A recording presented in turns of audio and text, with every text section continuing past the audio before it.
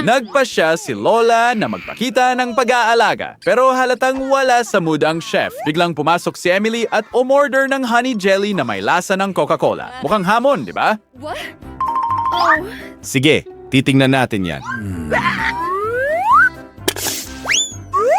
Ay katsaw skan talagay de Mike. Njwasing iyon. Malad sa larawan, pero kailan ganyang inumin lahat muna. Gustong gusto ni Mike ang cola. Oops, di yon maganda pero classic yon. Oh, Kadiri. Bakit mo ginagawa yan? Sabi ni tatay na hindi malusog ang cola, pero ininom niya ang buong bote. Sige, bahala na. Ibuhos ang ilang Nerds candy sa bote. Perpekto. Ngayon, idagdag ang makapal na corn syrup. Eksakto kung ano ang hiniling ni Emily. Wala! At ang walang laman na garapon ng syrup ay diretso sa basurahan. Hindi na niya ito kailangan. Ang arte nila! Humihingi ulit ng paumanhin si Mike. Nagiging isang buong araw ng paghingi ng tawad. Isinara niya ang takip at sinimulang alugin ng mabuti ang bote, hinahalo ang lahat ng maayos. Mukhang maganda. Magugustuhan ito ni Emily.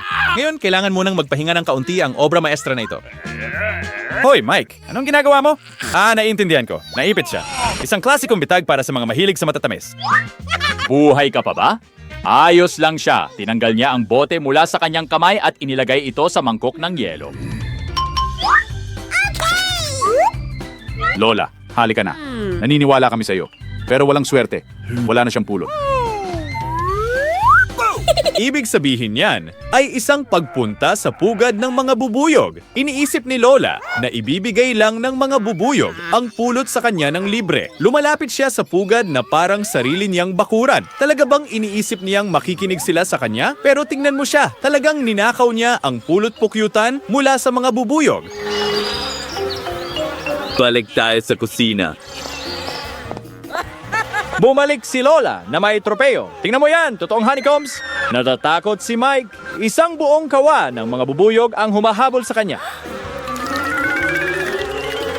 Si Lola ay kalmadong isinasalin ang pulot sa bote gamit ang spatula.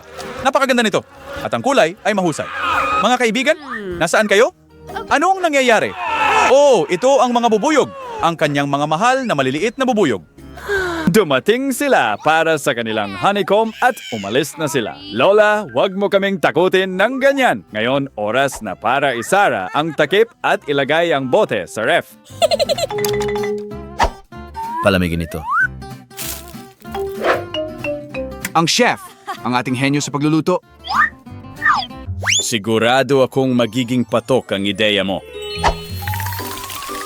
Kumuha siya ng cola, ginawang jelly, nagdagdag ng cola gummy candies, at syempre, ginto. Syempre naman. Ano ang recipe kung walang ginto? Magiging masarap at marangya ito. Hinahalo niya ang lahat. Ang ganda. Ilagay natin ito sa isang walang laman na bote. Mukha itong gintong likido pero maganda ang itsura. Impresyonado si Mike at natatakot si Lola. Kailangan ng chef na mabilis tumigas ang ginto. Oras na para sa mabigat na artilerya. Likidong nitrogen. Pwedeng magpahinga ang ref. Si Lola at Mike ay nanonood na parang palabas. Usok sa lahat ng dako. Mukhang kamangha-mangha. Biglang naalala ni Lola na halos nakalimutan niya ang kanyang honey jelly. Kinuha niya ito mula sa ref. Ngayon, ayan na. Oras na para tikman ito. Una, ang honey jelly sa bote ng oso. Wow, siguradong napakasarap. Susunod, ang gold jelly ng chef. Mukhang mahiwagang. Tinikman ito ni Emily. Wow! Lasa talaga itong cola, eksaktong kung paano dapat. At sa wakas, ang jelly ni Mike na may nerds. Mukha rin itong astig. Kailangan mong subukan ito. Talagang kamangha-mangha. Napakasarap na parang malulunok niya ang kanyang dila. At ang hatol. Kuya Mike, ikaw ang pinakamahusay. Nagulat si Mike. Akala niya natalo na siya. Isang bagong araw, isang bagong order. Masama na agad ang mood ng chef. Pancakes ang gusto ni Emma ngayon. Mike, huwag kang mag-alala. Kaya mo yan. Ang chef ay agad nagsimula sa trabaho. Makulay na batter at maliliit na gummy bears.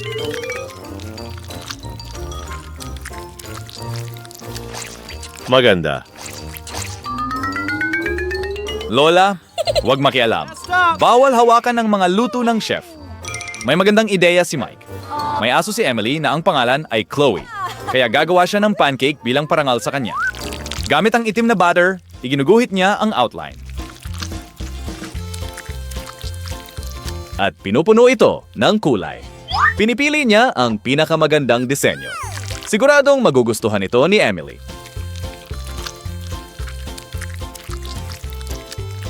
At syempre, mga pink na detalye. Isang laso at maliliit na mata. Ang natitira na lang ay baliktarin ito. Perpekto! Hoy, nasaan si Lola? Oh, umalis na naman siya. Samantala, nasa hardin si Lola at nag-aani ng mga gulay. Mga karot, zucchini. At bumalik siya dala ang kanyang ani at inanunsyo na gagawa siya ng pancake mula sa mga gulay. Ginigisa niya ang lahat? Pagkatapos ay nagdagdag ng harina, itlog, At syempre, gatas. at ngayon kailangan mong haluin ito. Lola, parang professional ka na. Handa na ang batter. Ilagay na sa kawali. Sa tingin ko, oras na para baliktarin ito.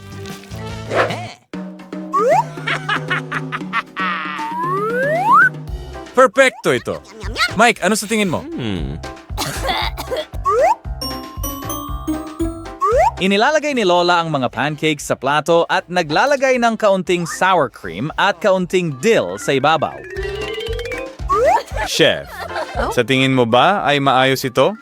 Wala siyang pakialam. Kinusa niya ang kanya mini pancakes, inayos ito day plato na parang ulo ng oso. Pagkatapos ay naglagay siya ng jam sa mga tainga. Na inadalubhasa ang chef sa presentasyon. Matagal nang naghihintay si Mike. Ihain na natin ang mga pagkain. Oh my! Una, yung mga pancake ni Lola na may dill. Oo, napasimangot si Emily. Malinaw na hindi niya gusto ang kahit anong gulay. Susunod, ang mini pancakes ng chef. Mukhang astig at syempre masarap ang lasa. At sa wakas, ang obra maestra ni Mike, si Chloe, ang aso. Tuwang-tuwa si Emily.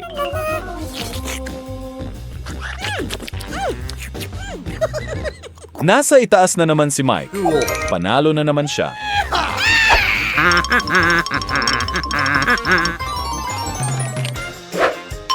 Ngayon siya, gusto mo ni Emily ng burger. At muli, inaasahan niya ang pinakamasarap sa mundo. Giniling na karne? Kadiri iyon! Sino ba ang kumakain niyan? Pero para sa kanyang kapatid, kailangan niyang subukan.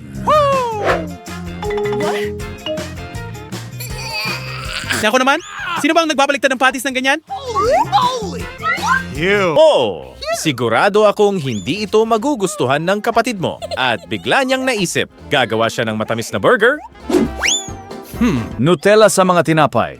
Dagdagan pa. Matamis ang hilig ni Emily, sa totoo lang. Bingo!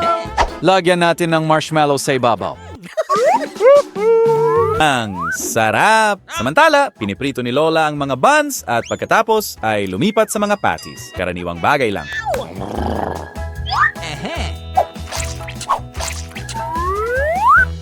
Kailangan mo lang maghintay ng kaunti.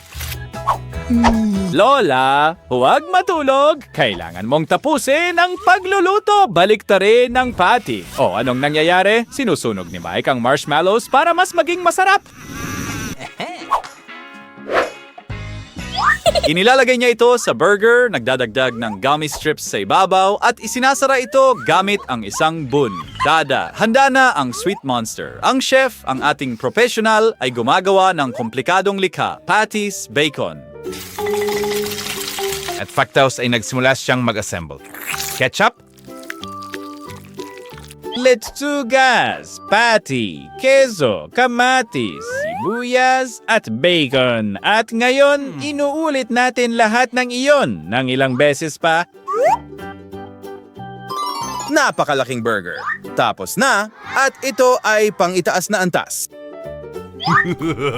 Lola, dapat mong sabayan ng chef.